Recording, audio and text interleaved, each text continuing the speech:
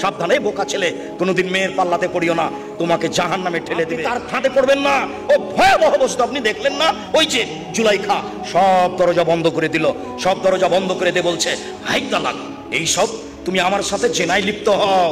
সব দরজা বন্ধ করে বলছে এইসব তুমি আমার সাথে জেনায় লিপ্ত হও। তখন ইউসুফ বলছেন মাযাল্লাহ, আমি আল্লাহর কাছে আশ্রয় চাচ্ছি, ছি ছি ছি ছি ছি, আমি আল্লাহর কাছে আশ্রয় চাচ্ছি। এই বলে তিনি বের হওয়ার জন্য দৌড় দিলেন। পিছন দিক থেকে জুলাইখা জামা ধরে টানতে লাগলো, ছিঁড়ে হাতে থেকে গেল। তিনি বের হয়ে গেলেন, দরজা খুলে বের হয়েছিলেন তা বোঝা যায় না। তিনি আগে আগে বের হলেন, পিছনে পিছনে জুলাইখা বের হলো। সেখানেই ছিল জুলাইখার স্বামী।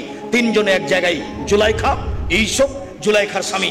চট করে জুলাইখা কথা পরিবর্তন করে দিল, দেখেন এই লোককে আপনি বাড়িতে রেখেছেন যে আপনার স্ত্রীর সাথে জেনা করতে চায়, আর আপনি একে বাড়িতে রেখেছেন এ আপনার স্ত্রীর সাথে জেনা করতে চায়। সাবধানে বোকা ছেলে, কোনোদিন মেয়ের পাল্লাতে পড়িও না, তোমাকে জাহান্নামে ঠেলে দিবে।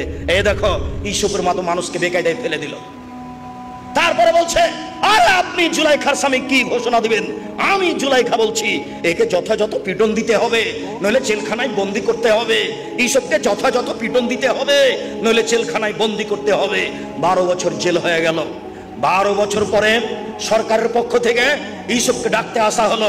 ইউসুফ বললেন আর আমি জেল থেকে বের হবো কেন? জুলাইখাকে জাতির সামনে বলতে হবে আমি জুলাইখা অন্যায় করেছি, ইউসুফ অন্যায় করেনি। যতদিন পর্যন্ত জুলাইখা জাতির সামনে ঘোষণা না দিবে ততদিন পর্যন্ত আমি ইউসুফ জেল থেকে বের হবো না।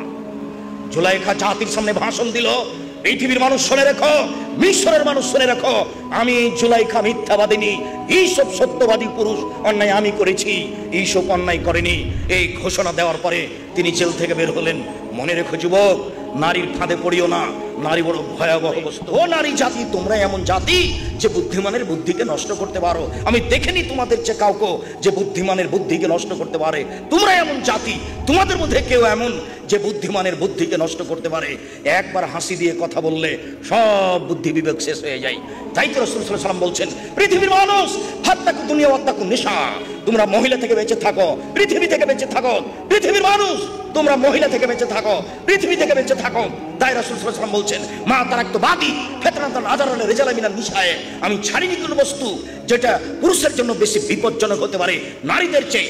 নারী হচ্ছে পুরুষের জন্য সবচেয়ে বিপজ্জনক বস্তু, নারী হচ্ছে পুরুষের জন্য সবচেয়ে বিপজ্জনক বস্তু, নারী হচ্ছে পুরুষের জন্য সবচেয়ে বিপজ্জনক বস্তু। তাই তো রাসূল সাল্লাল্লাহু আলাইহি ওয়াসাল্লাম বলছেন ইন্নাল মারাতা তুকবিলু ফি সুরাতি শয়তান ওয়া তুদবিরু ফি সুরাতি শয়তান, নিশ্চয়ই মহিলারা শয়তানের বেশ ধরে আসে, শয়তানের বেশ ধরে যায়। নিশ্চয়ই মহিলারা শয়তানের বেশ ধরে আসে, শয়তানের বেশ ধরে যায়। নিশ্চয়ই মহিলারা শয়তানের বেশ ধরে আসে, শয়তানের বেশ ধরে যায়।